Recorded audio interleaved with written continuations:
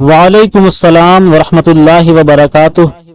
محمد داؤد صاحب پوچھتے ہیں کہ بحر خفیف، مسدس، مخبون، محذوف، اس بحر کے اصل ارکان کیا ہیں اور اس کو کس کس طرح استعمال کر سکتے ہیں؟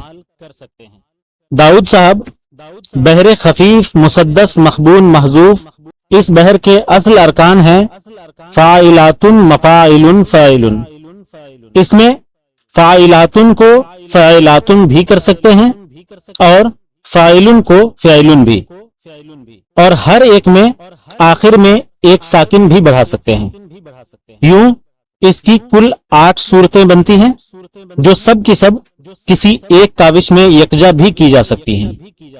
پہلی صورت اس کی اصلی صورت ہے فاعلات مفاعل فاعل، اور دوسری فاعلات مفاعل فعل، اور تیسری ہے فاعلات مفاعل فاعلان، چوتھی ہے فاعلات مفاعل فعلان، اور پانچویں فاعلات مفاعل فاعل، اور چھٹی ہے فاعلات مفاعل فعل، اور ساتویں ہے فاعلات مفاعل فاعلان، اور آخری اور 8ویں ہے فاعلات مفاعل فعلان۔